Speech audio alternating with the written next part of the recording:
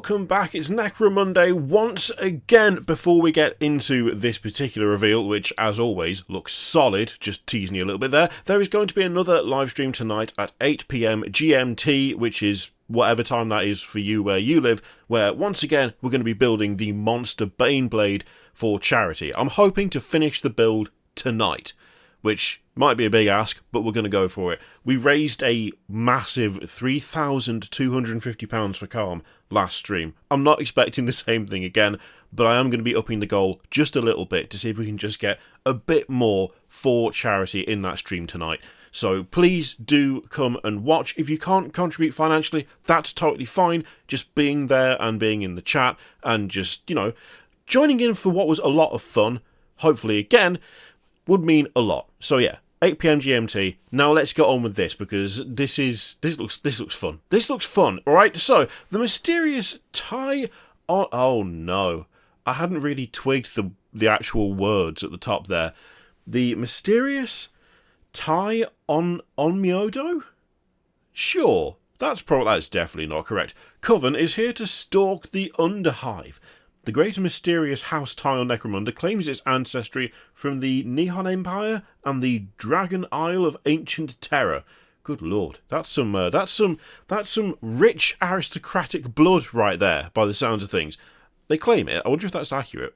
I would love to know if that's actually true, or whether it's just yeah, we're saying that, but it could be a total lie. We'll never know, but fun either way. While the house maintains the stylings of Ancient Terror, they're altogether more psychic than their distant ancestors, with many even joining Lord Helmor's personal stable of psykers and astropaths. As you'd expect, they have a long-standing alliance with House Delac, though they work with anyone for the appropriate incentives. That's all well and good, but what do they look like? Well, they look like that, but as is tradition, that picture's too small, so we'll do this instead. You know what, even this is too small. Let's go up one. There we go. Oh, yes. Oh, I mean, once again, something totally different. Very different stylistically. Like, there is a vibe here that is not really present on most of the rest of the Necromunda models, but it still fits, like it still works. Admittedly, a big old power sword and a bolter is obviously very fitting when it comes to Necromunda, but I don't know, I think the overall stylings of these two, it is something a little bit different. It's like the trappings are what you'd expect, but the overall feel is nicely unique. The death mask on the lass with the sword is absolutely horrifying. Love that. That's fantastic. That is a truly gnarly sized pipe going into the neck as well. Good grief. Is that plugged into the sword? Wait, is the sword plugged into her neck? Why is the sword plugged into her neck? Is it? That can't be what that is, can it? Is it? I think it might be. I think the sword's plugged into her neck. They've painted it the same colour, just about. Oh, we need a 360-degree view on this one. We 100% need to be able to spin this around, because I want to know more. Hopefully it'll tell us in the article. Although, to be honest, a little part of me suspects it might not fully explain it. The bolter looks fine, it's just a normal bolter, and bolters look good, so we're fine with that. I really like that we've got some really clunky, heavy prosthetics going on down the legs there. But the pose is still quite graceful. In fact, the same could be applied to the weapons. That is a huge sword. It's probably not that far off being the same, height or length as the person carrying it, plus there's a full-sized bolter as well, so that's two significantly sized weapons, and you got those prosthetic lower legs, but it's still a very graceful pose. It's still quite fluid, it's still purposeful, but I don't know, I think they've done a good job there. There's a lot going on, and there's a lot of heavy feeling stuff going on. But the actual model is not really displaying being hindered by any of this stuff. That's pretty cool. I like the way they've done that. Also, the kind of tying them together as well. There's quite different clothing in some ways, but they both have that symbol of, is it like an owl or something? It's a little hard to make out what the face is. I'm assuming something of that. It's definitely a bird of some kind, but I'm just wondering which specific bird. I like that that's there and tying it together, because otherwise they might actually feel a little bit a little disparate. They don't necessarily match up hugely, but there's that kind of unifying element, which I think works super well. The staff is crazy. I really like the staff, but there's a lot going on there. You've got that kind of sun motif at the top, but then there's also a sort of powery spike thing, but then there's also the two-headed eagle, the Aquila, going on there as well. Then there's some sort of scaled thing going down the haft of it. Is that a snake? Is it a tail? Is it just a bit of like leaf-like gilding? It's hard to tell. There's also a skull under the two head. Like that's got to weigh a ton, right? That's got to weigh an absolute ton. That has got to be an incredibly heavy stick with some incredibly heavy stuff on top. I do like the other mask. I think I prefer the full face one. I think I prefer that one. But I will say that both masks are cool. Got the side buns going on. That is a big cable going up the front of the throat there as well. That is gnarly. I'm always automatically suspicious of any character walking around barefoot in Necromunda. I mean, come on, the floors have got to be not that clean, right? Put some slippers on or something.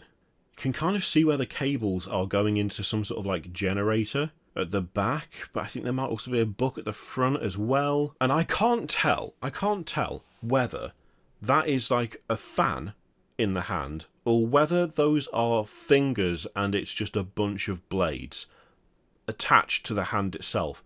I can't tell which that is.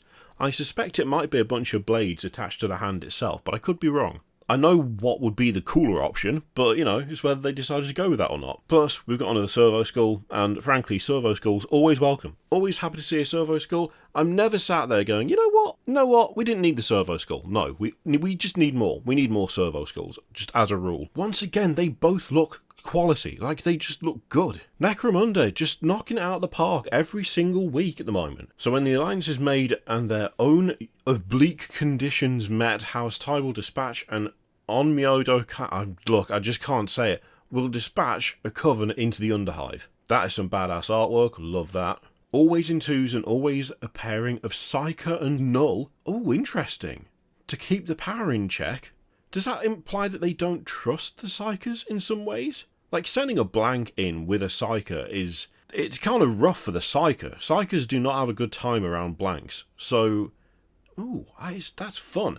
Both wear collars to open or dampen their respective abilities, controlled as they are from many miles above via a psychic link from the Uphive. Oh, okay. No one who deals with the Coven knows exactly, see, I just skipped over it, which noble lord might be gazing back at them through the glassy eyes of their vessels. Okay, it's got even more sinister. Like that. Excellent. Perfect. More badass art. Actually quite disturbing. Kind of disturbing, that one. But very good. And we get a little bit of a... Okay, we've got a little bit of a hint there as to what that bird is. And it looks like it has got like a bit of two-headed decoration, at least in the artwork. Whether it does on the models or not, a little harder to tell. But we know what they were going for now. So the telepath is a powerful sanction. Psyker may choose 2 powers from the telepathy discipline when she's added to the gang, and she has the overseer ability, and the null, on the other hand, simply prevents any psychic activity within 6 inches, and is armed with a bolt gun and a power sword. And that's it. That's what you get. I'm alright with it. That's pretty cool. That's a fun pairing. And obviously, they'll be available in Forge World Resin, like all of these characters. I really like these two. I think they look grand. Those are very cool models. Once again, Necromunda comes out on top. The question is, what do you think of those two? Let me know in the comments down below. Are they tickling your fancy or not so much? I really like them.